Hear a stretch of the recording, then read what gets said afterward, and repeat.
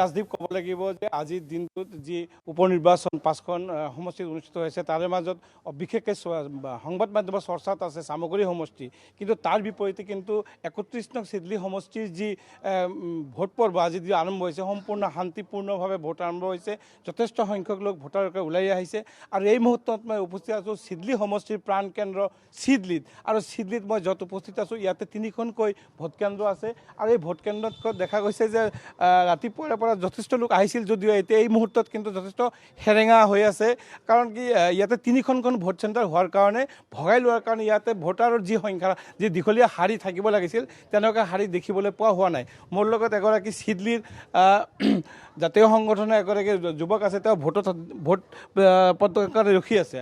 কি ধৰণৰ আশা কৰি আছা যে চিডলি সমষ্টিত যি উপনিৰ্বাচন অনুষ্ঠিত হৈ আছে, কি ধৰণৰ আশা বৰ্তমান যি চৰকাৰ আছে তো চৰকাৰটো সালসলনি যিহেতু নহয়, তো এই সমষ্টিৰ পৰা যিজন আমাৰ বিধায়ক নিৰ্বাচিত হৈ যাব, আমি আশা কৰিম যাতে এই অঞ্চলৰ কিছুমান যি ক্ষুদ্ৰ ক্ষুদ্ৰ আমাৰ সমস্যাসমূহ, সৰ্বসাধাৰণৰ যি সমস্যা, সেই সমস্যাখিনি যাতে সমাধান হয়। লগতে যিখিনি আমাৰ চৰকাৰৰ ফালৰ পৰা যিবিলাক আঁচনি আছে সেই আঁচনিসমূহ যাতে সুচাৰুৰূপে মানে কিবা হয় পালন কৰা হয়, আৰু যিখিনি অৰিজিনেলি আমাৰ প্ৰাপ্য যিখিনি মানে পাবলগীয়া যোন মানে ধৰক গৰীব শ্ৰেণীৰ মানুহ, দুখীয়া শ্ৰেণীৰ মানুহ যিখিনিয়ে সেইসমূহ পোৱাৰ অধিকাৰ আছে, সেইসমূহ অধিকাৰ যাতে সিহঁতে নিশ্চিতভাৱে পায়, সেই ক্ষেত্ৰত যাতে এই বিধায়কগৰাকীয়ে নজৰ ৰাখে, সেইখিনিয়ে আমি বিচাৰোঁ।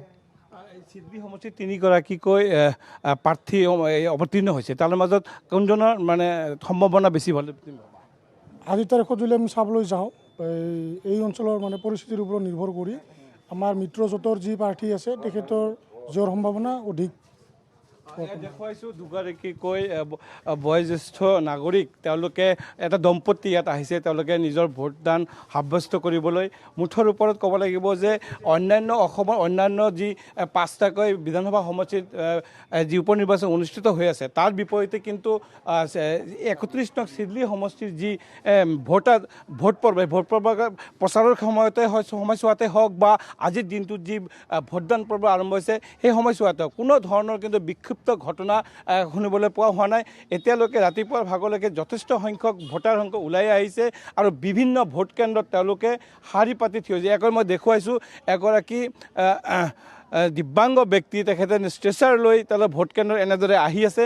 মুঠৰ ওপৰত ক'ব লাগিব যে গণতন্ত্ৰৰ যি উৎসৱ বা এই চিডলি সমষ্টিৰ যি উপনিৰ্বাচনত দেখিবলৈ পোৱা গৈছে, অন্যান্য নিৰ্বাচনৰ দৰে চিডলি সমষ্টিৰ এই উপনিৰ্বাচনত যথেষ্ট লোকে সঁহাৰি জনাইছে।